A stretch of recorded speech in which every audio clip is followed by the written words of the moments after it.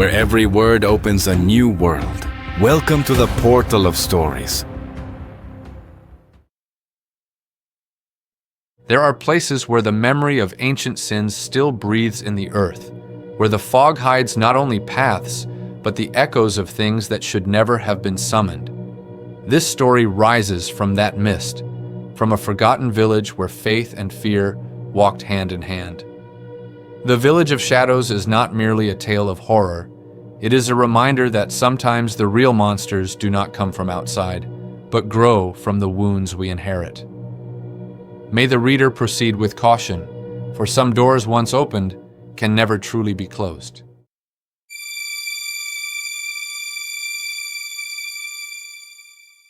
The village of San Bartolome rested in the valley like a handful of memories trapped between gray mountains. The ever-present fog licked the cobbled streets, covered the roofs of the old wooden houses, and devoured the orchard trees. It was a heavy fog, dense as guilt, that not only concealed the paths, but also the whispers, the secrets, and the fears. The people lived as they always had: hard work, short days, long nights. There was no hurry, no future, only the immediate present, made of harvests, prayers, and superstitions.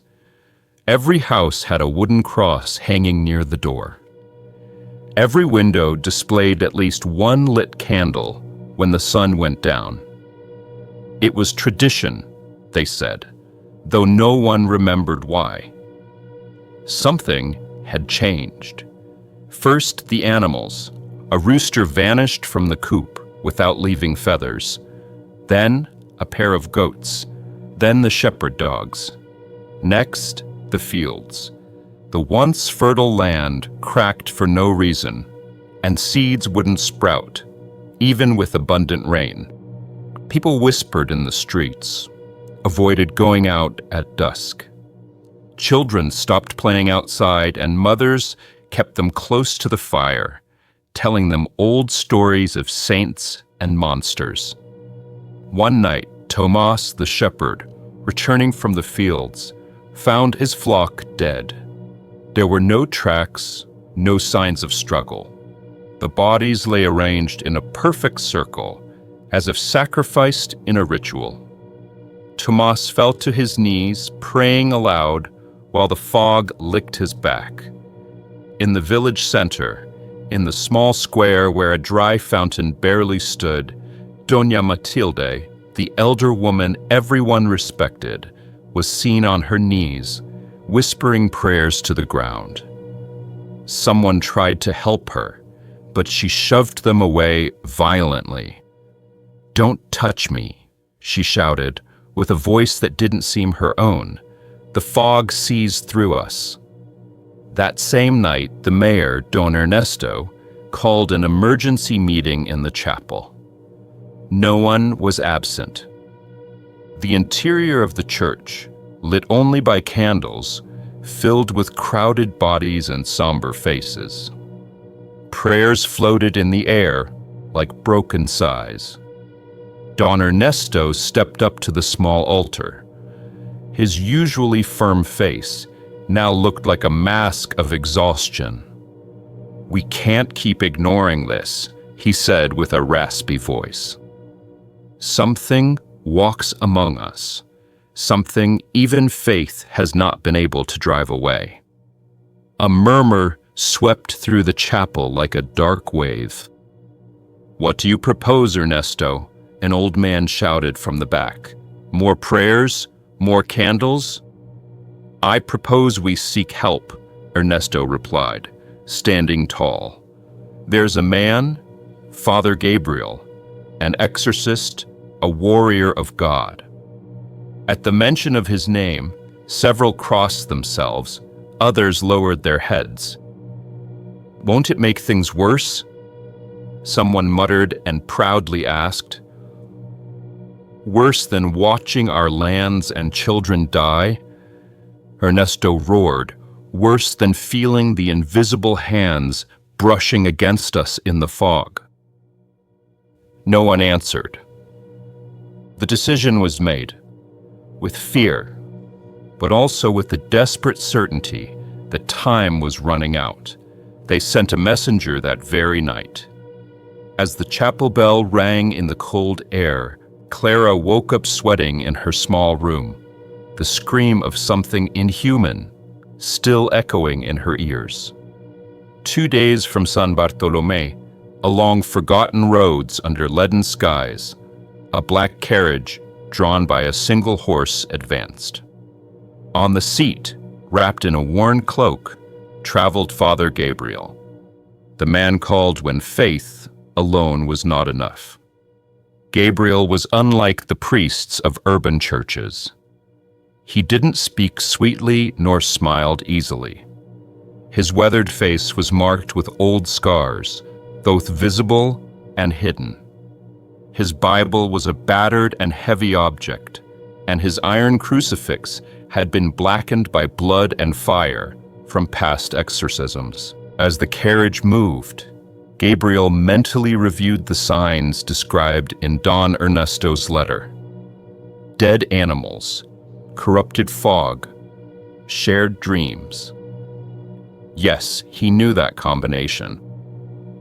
It wasn't natural. It wasn't coincidence. It was an invitation. When he arrived at the entrance of San Bartolome, the sun was dying behind the mountains, painting the sky a sickly red. The fog embraced him immediately, as if wanting to smother him.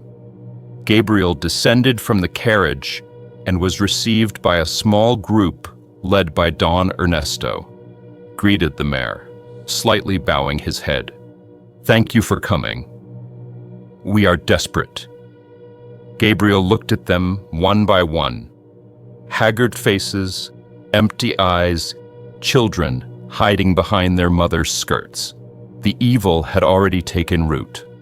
"Show me," he ordered simply. It took him first to the ruined fields, dead land under a soulless sky, then to the pen where the animals had been found in a circle, and finally to the forest's edge where human footprints vanished into nothingness. Gabriel picked up a handful of soil and let it fall between his fingers. The earth whispered, not with words, but with presences. "This is ancient," he murmured to himself, "older than this land, hungrier."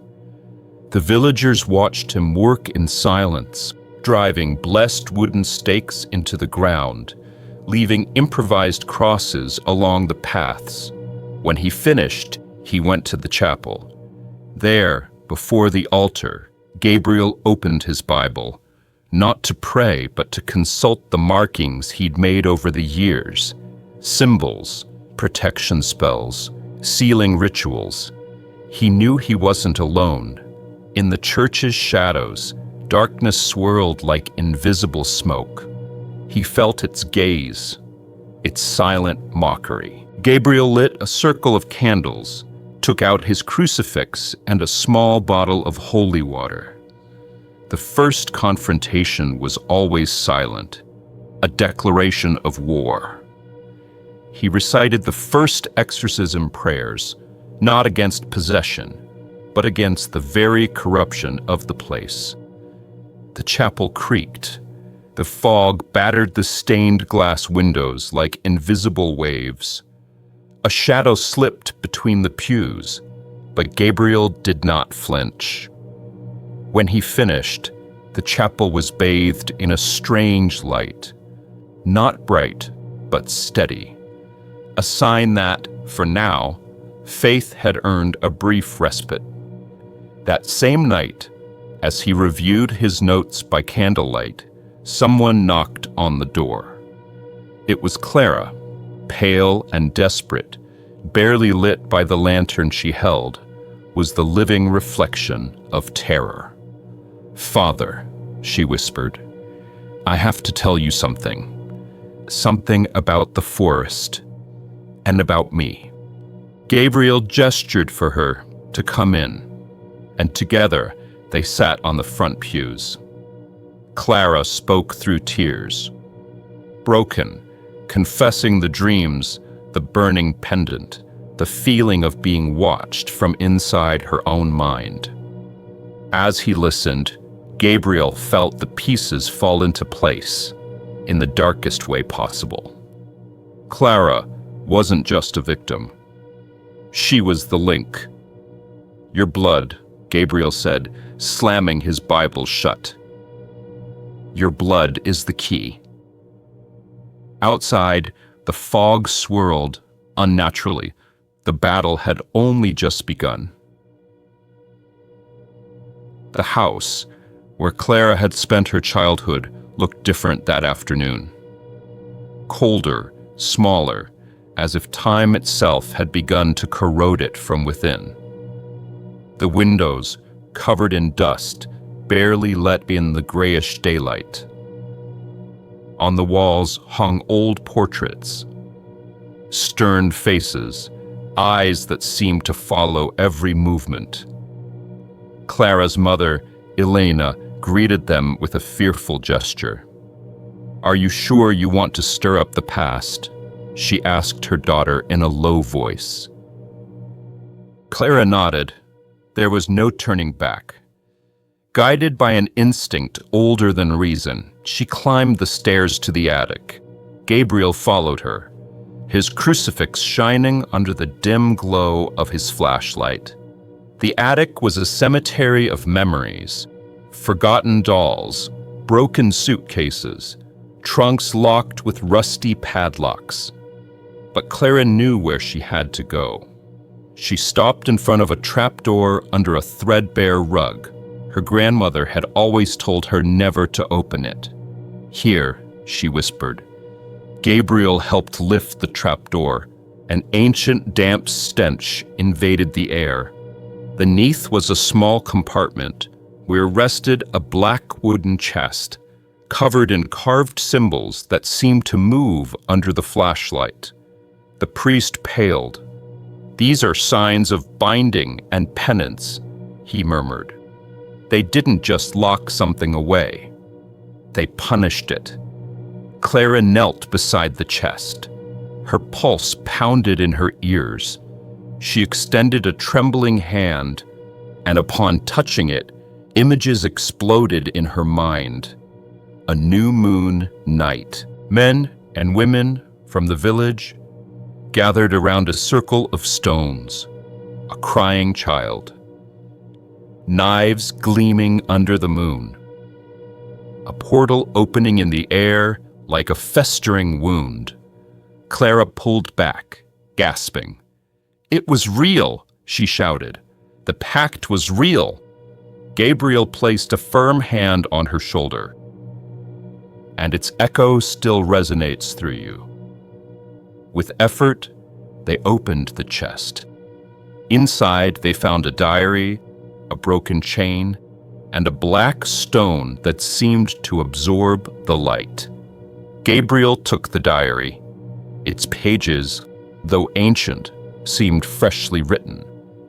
They narrated the original ritual, the hunger, the desperation, the unthinkable decision to summon something that promised to save them, in exchange for something more valuable than life.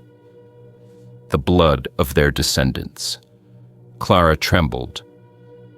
Everything she had felt her whole life, the weight, the fear, the sensation of being watched, now made terrifying sense. Suddenly, a dull thud echoed from the floor below. Another. And another. Gabriel stood up with a start, unsheathing a small silver knife. Clara pressed against him. The thud turned into shuffling footsteps. Something was climbing the stairs, slow but relentless. "Inside the circle," Gabriel ordered, quickly drawing a protective seal on the floor. Clara obeyed, trembling. The attic door burst open, slamming against the wall. A dark figure stood silhouetted in the doorway, tall, hunched, with arms too long and a head tilted at an unnatural angle. Its eyes glowed like burning coals. Clara's heart pounded in her chest. The pendant burned against her skin, as if fighting to protect her. Gabriel raised his crucifix and began to recite sacred verses aloud. The creature screeched, a sound not of this world, and lunged at them, but was repelled by the circle of light as if it had hit an invisible wall. The figure roared, writhing, before vanishing into the mist that had begun to seep through the cracks in the ceiling. When silence returned, Clara fell to her knees, exhausted. Gabriel knelt beside her. "This is only the beginning," he said, his voice heavy with sorrow. "They will come for you, Clara, because you are the last piece." She looked up, tears in her eyes. "Then, I won't run," she whispered. "Not this time." Gabriel offered his hand. Clara took it, sealing an alliance that was not just of faith, but of survival. The wind had risen that night, howling through the dry branches like a chorus of lamentations. San Bartolomé slept, but the forest did not. After the attack in the attic, Gabriel and Clara knew they couldn't stay idle. The diary found in the chest didn't just recount the story of the pact. It spoke of a hidden place in the forest where the original ritual had been performed, a place where the wounds of the world remained open. "We must find it," said Gabriel as he packed his bag. Crucifixes, holy water, consecrated salt, the diary. "Tonight?" asked Clara, swallowing hard. Gabriel nodded. "The longer we wait, the stronger it becomes." Armed only with flashlights and their faith, they ventured into the forest. Each step took them farther from the safety of the village, plunging them into a darkness so dense it seemed to breathe. The mist coiled around their ankles like cold fingers. Twigs cracked beneath their feet. In the air lingered the scent of wet earth and something else, something rancid, rotten. "Here," Clara whispered suddenly, stopping in front of a clearing hidden by brambles and weeds. Her memories guided her, or perhaps it was something else. Gabriel, cautious, muttered a short prayer before stepping forward. The clearing was marked by a circle of black stones covered in moss. In the center, the earth was cracked like an old wound. Something had been buried there, or something was trying to come out. Clara, as if in a trance, knelt and began to dig through the dirt. Her fingers found something hard, a fragment of stone carved with the same symbols as the chest. Gabriel helped, and soon they uncovered a stone slab, like the entrance to a tomb. "Are you sure?" he asked. She nodded, her eyes lit with a newfound determination. Together they pushed the slab aside. A fetid warm air emerged, forcing them to cover their mouths and noses. Beneath the slab was a stone staircase descending into the bowels of the earth. "This is the threshold," Gabriel murmured, "the heart of the pact." Before they could descend, Clara staggered, seized by a brutal vision. Hooded men, a stone altar drenched in blood. A child's cry, and the immense figure of the Lord of the Threshold, rising through cracks of shadow. The vision left her breathless. Gabriel held her steady. "Clara, hold on, it's just an illusion." "No," she gasped. "It's not an illusion. It's a memory from my blood." Gabriel helped her regain her footing. They knew they couldn't face what was below unprepared. Not yet. They retraced their steps, but something followed them from the clearing. They didn't see it, but they felt it. An ancient, furious, patient presence. When they reached the edge of the forest, Clara stopped and looked back. There in the mist, two red eyes watched them. They didn't attack, not yet. They just watched, waiting. Gabriel placed a hand on her shoulder. "We've awakened it, Clara," he said softly. "Now it will come for us." She nodded, not like a frightened child, but like someone who had accepted her fate. As the mist closed behind them, they knew that the next time they returned to the clearing, it would be to face it, or to die trying. The last vigil fell over San Bartolome like a leaden shroud.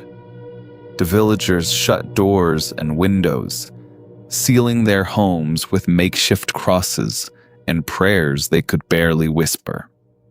There was no music, no laughter, only the sound of locks and the distant moan of the wind. In the chapel, Gabriel laid everything they had across the altar.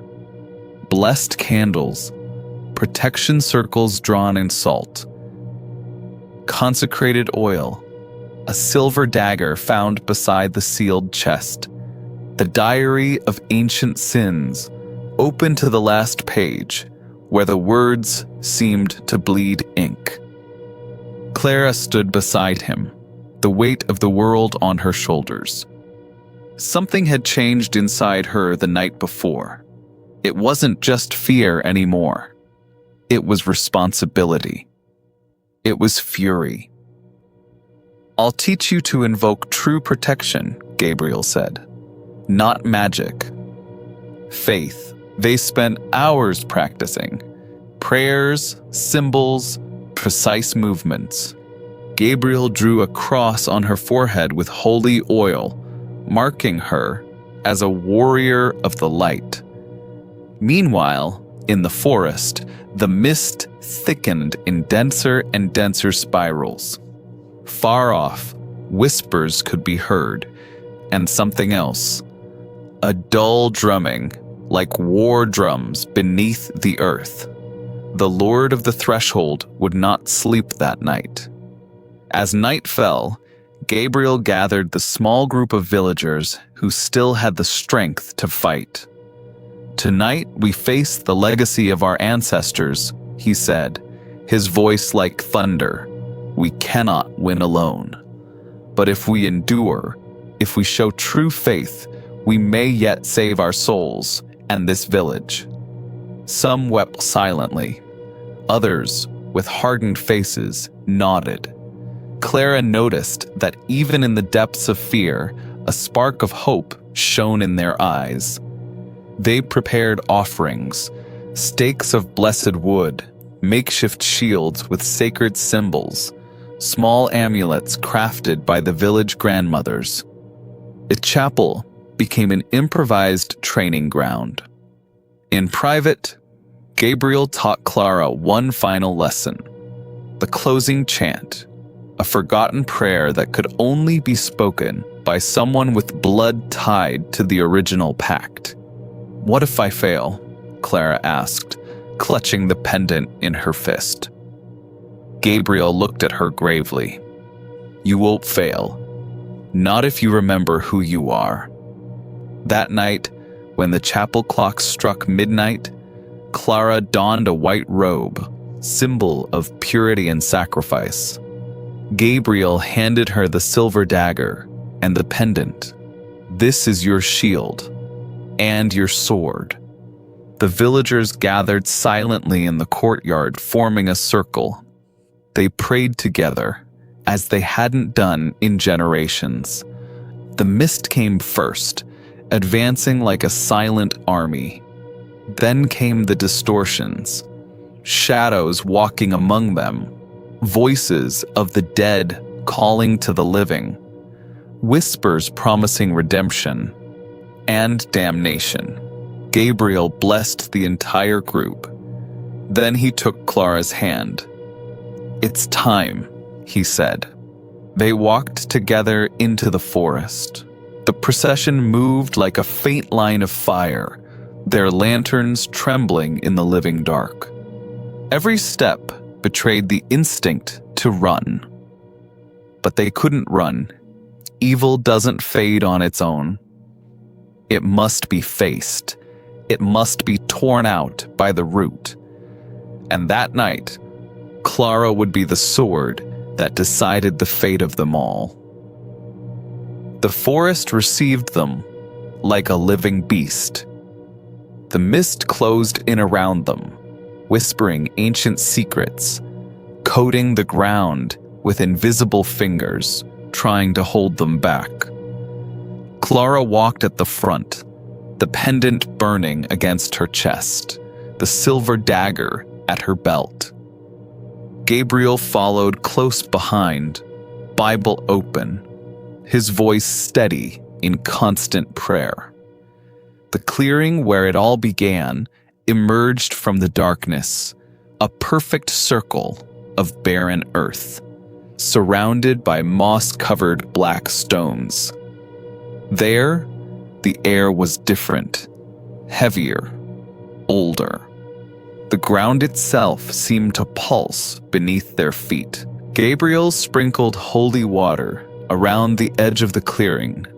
Clara, following the instructions she'd learned, drew protective symbols with the sacred salt. "Don't break the circle, no matter what happens," Gabriel warned. She nodded, her green eyes burning with newfound resolve. Suddenly, a low, guttural growl echoed from the depths of the forest, and the shadows began to move. They emerged from the trees, twisted figures, some with familiar faces.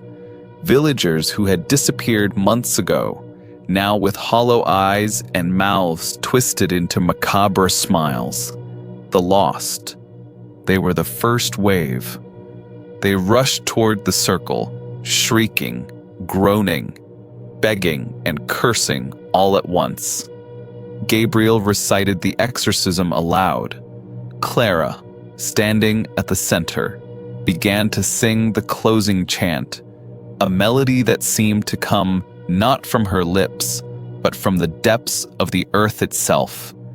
Each word was a heartbeat of light, each note a stab into the darkness. The lost collided with the circle's edge and burst into black dust, screaming forbidden names.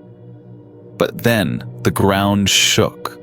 From the heart of the clearing, a crack split open, and from it rose a figure, a shifting mass of liquid darkness, with shapes of wings, claws, and human faces that cried and laughed at once.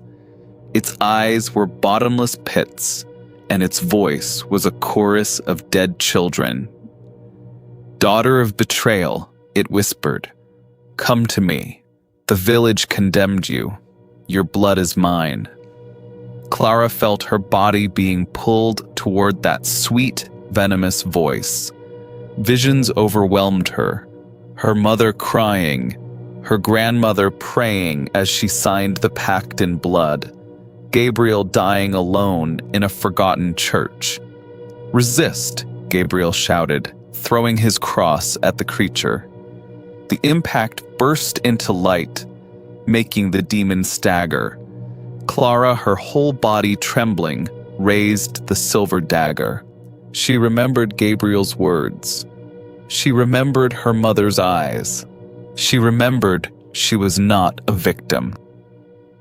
She was the end of the chain. Screaming, Clara made a small cut in her pawn and let her blood fall into the open crack. The entire clearing lit up as if a sun had awakened underground. The Lord of the Threshold roared, stretching shadowy tentacles toward her.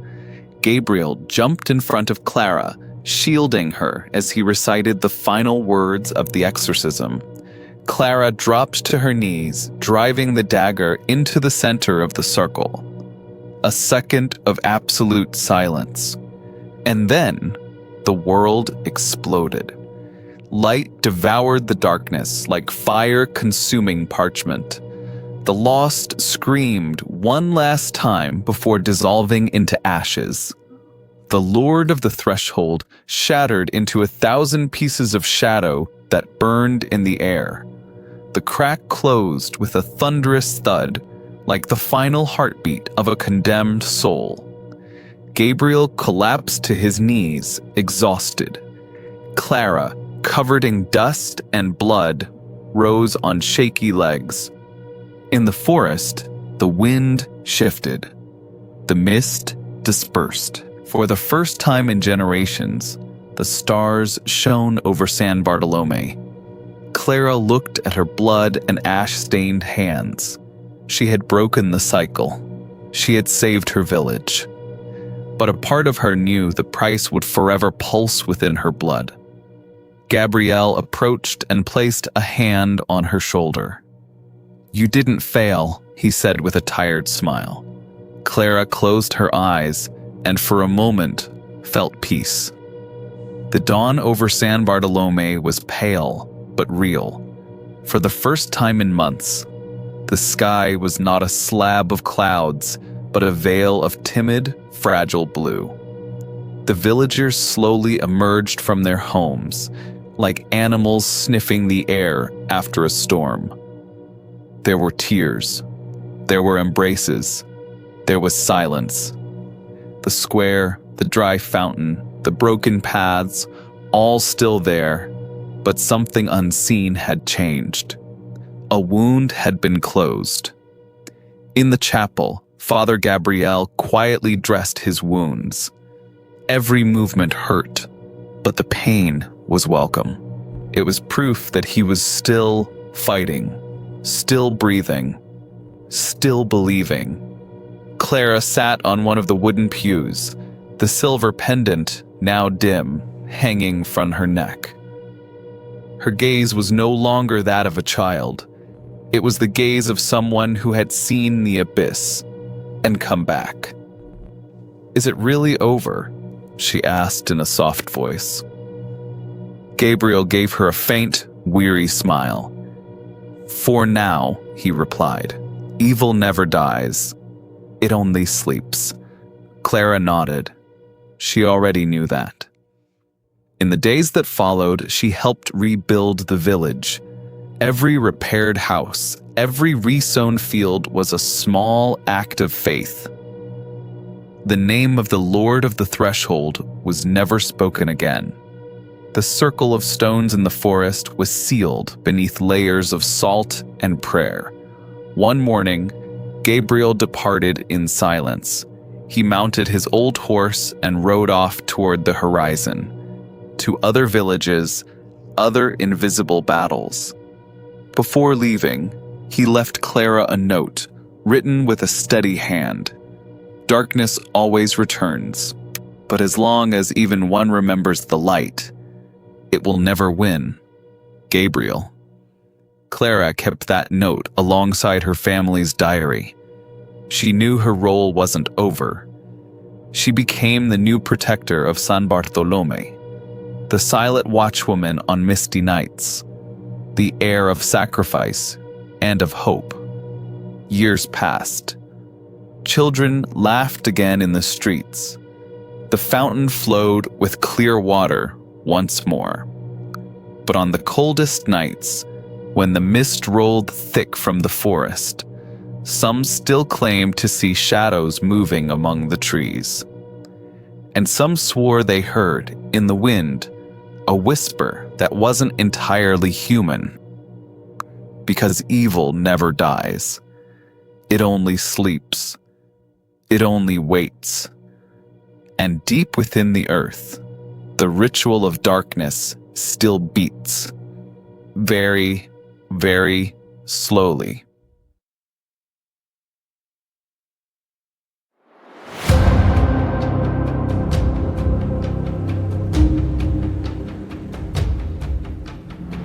Thank you for listening.